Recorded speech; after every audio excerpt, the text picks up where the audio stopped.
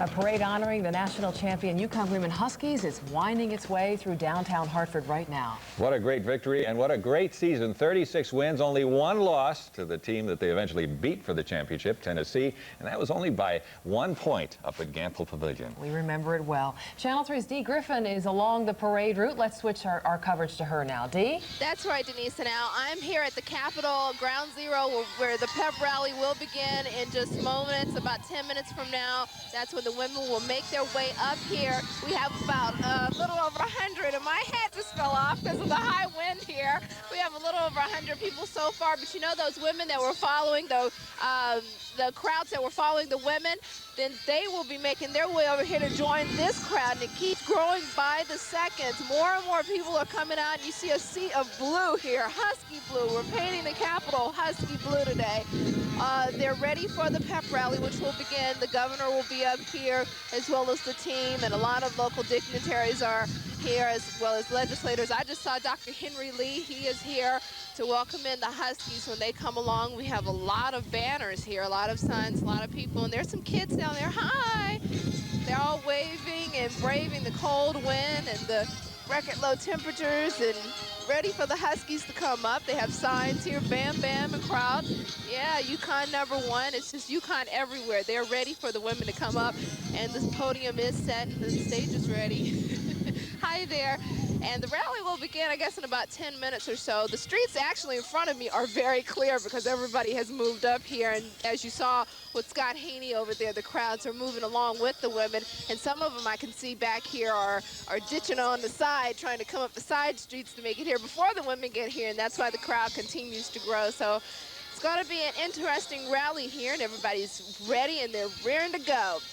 Dee, we can hear those winds buffeting your microphone there. I understand the wind gusts are gusting up to 50 miles an hour this afternoon. Yes, it's pretty incredible. Our hats are all coming out here. They're coming off out here because every time you stand in one spot, the wind just whips around. The snow has stopped, which a lot of people said, oh, well, good, at least the snow has stopped. But it seems like as soon as the snow stopped, the wind picked up, and you see people bundled up, and more people are pulling out their scarves now, and everybody has on a hood and big hat. They're all ready, and lots of gloves, and as I mentioned earlier, I saw one woman with her ski goggles on. I think that's very smart. So, Dee, is it actually feeling colder now than when it was snowing earlier? Yes, it is. It is feeling much colder because of the wind coming off. And we're on a plateau up here. We're on a big plank, and it's a platform, rather. It's pretty windy up here. It's high, and you know, if you've been to the state capitol here, it's up on a hill. So when that wind whips through, it comes through fierce.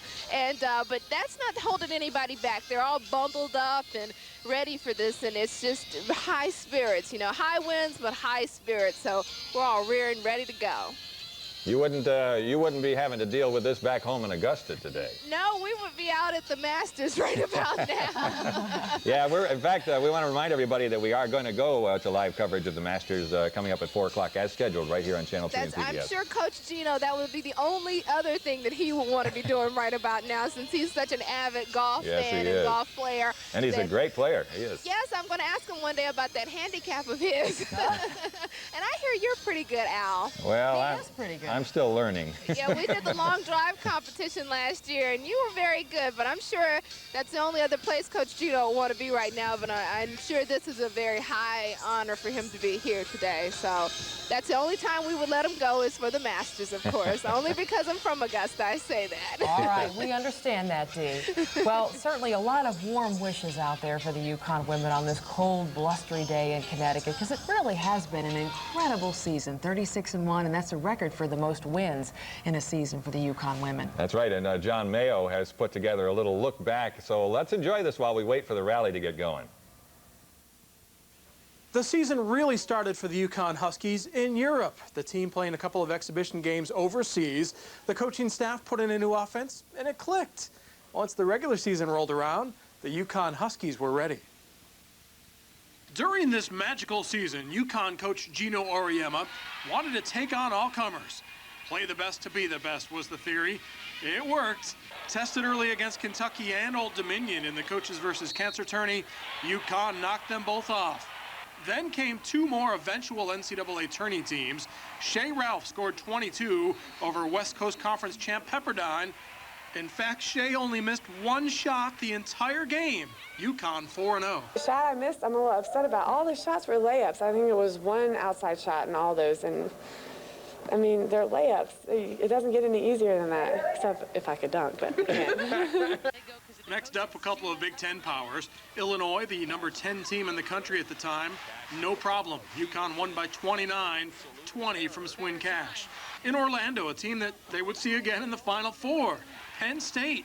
We know what happened in Philly, but in Orlando, UConn improved to 6-0 thanks to an 87-74 win over the Lady Lions. UCLA was thought to be a national power, ranked number 6 at the time. The Huskies blew them out. Santa came for an early visit to UConn, but Swin Cash handed out the gifts. Swin with the basket, but on the wrong end. A comical moment in a 106-64 UConn win. She looked about as good as you can look shooting that shot. You know, and it is Christmas, and it's the season for giving and sharing, and you know, and she was wide open. And she was wide open. I mean, there wasn't anybody within 15 feet of her. Louisiana Tech brought their number 3 ranked team to Storrs to try their luck with the Huskies. UConn sent them home, a 27-point loss. Svet, the big gun again, 25 points. Huskies had rattled off their first 10 on the season. I'm so proud of my teammates. You know, it was a lot of fun to play, and we had a really good game. A couple of Big East wins brought the record to 12-0, setting up the first of 2 regular season games against Tennessee. UConn ranked number 1, Tennessee number 2. First meeting in Knoxville saw Sue Bird step it up, 25 points for the UConn point guard. Round 1 to the Huskies, 74-67. A few more games later set up the first of 3 games with Rutgers, a Scarlet Knight team that saw their season wrap up in Philadelphia as well. UConn won the first one in Storrs, 65-60. Boston College game number 18 on the year. UConn 17-0 going in. Make it 18-0. BC was tough, not tough enough. UConn won it 84-77. 19-0 after a win over Miami sets up round 2 with Tennessee, this time at Gamble, and what a game. Samika Randall hit the big shots down the stretch for the Volunteers. Tennessee by 1. One last shot for UConn, but Tamika Williams couldn't get it to go. The unbeaten season was over. Tennessee 72-71. I just think that I could have taken it up a little bit stronger. You know, just gotten a little bit more body, laid it up there, made them either call a foul or make the shot. And those are just the ones you have to live with, but it sucks. Pretty much smooth sailing from that point on for the Huskies. The second game with Rutgers was tough, however.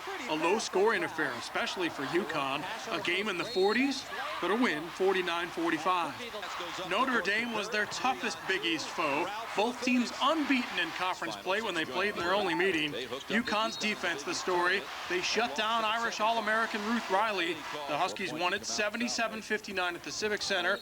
And a few days later, after knocking off Providence, they end a perfect Big East season. But that win over Notre Dame was key. We knew it was going to be a big game, and I don't know, this one feels good, you know, especially since we were able to, you know, our defense was great, even though, you know, our offense wasn't good, but we were able to pull it out anyway.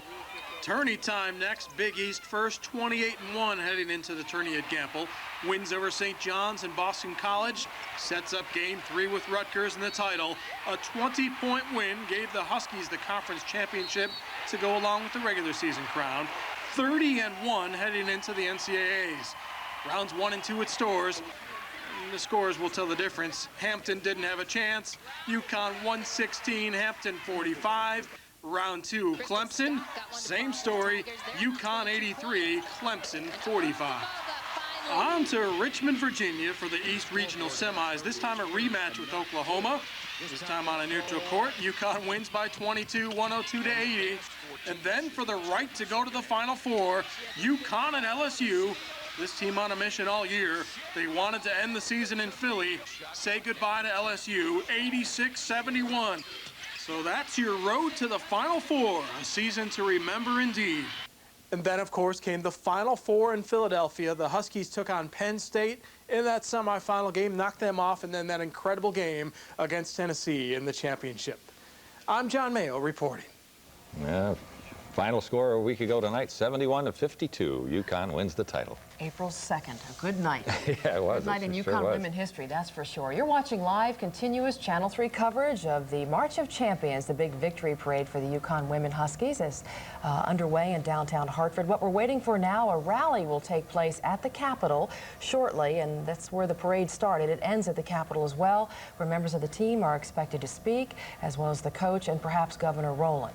This is one of our cameras at the rally site, capturing a video of the people live who have gathered there to cheer on their Huskies. And already the governor has proclaimed this UConn Women's Basketball Day in Connecticut, and he earlier presented the players. Each one of them is going to get a ceremonial UConn 1 license plate from the state of Connecticut. Good for them. They've certainly earned it. And what a season it was. And a lot of people are already talking about, oh, wait until next year with a class of recruits coming to the UConn team. We've got Diana Taurasi and Morgan Valley and Ashley Battle coming in here. And Lou Martinez has put together a little piece that gives us a look ahead.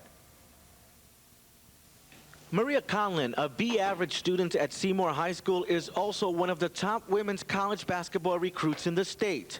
On a day when the entire state welcomed the national championship women Huskies, this 5'8" point guard embraces the hero's welcome, since she will join the team next season. I'm excited for them. I'm excited for next year. It's going to be a great feeling going up there and trying to win a national championship 2 years in a row. Conlin, a star at Seymour High School, is the only high school women's basketball player in Connecticut to become a UConn Husky. It's always been, a dream, and they were always all role models for me growing up in Connecticut. Conlin will be joined by 4 other blue-chip players from across the country, including Alaska. This 17-year-old's parents are excited about her decision to stay close to home and what the future holds for their daughter. Well, I think it's really great for Maria. She's worked very hard over the course of the past few years, and she's going to be playing with the best up there, and that's the only way you get better, is to play with the best. And Maria played for Seymour, and the folks in the Valley here have embraced her, and people in Derby are especially proud of her. It's like getting to represent, your state in your state. So, I'm going up to UConn. I'm going to represent my town, and try to make everybody here proud. Maria Conlin already knows what it feels like to play for a championship team. She was a member of Seymour's high school state champs during her freshman and sophomore year. Now she's going to play for another championship team, a team with a winning tradition, the UConn Huskies. And like any little girl growing up in Connecticut, she dreams of winning a championship of her own. In Seymour, Lou Martinez, Channel 3, Eyewitness News. Well, good luck to her. A lot of pressure on her, but she's got a lot to learn, and she will learn it there. Absolutely. We'll be watching our local girl there on the UConn Women Huskies, and we're going to take a quick break, and we'll be right back.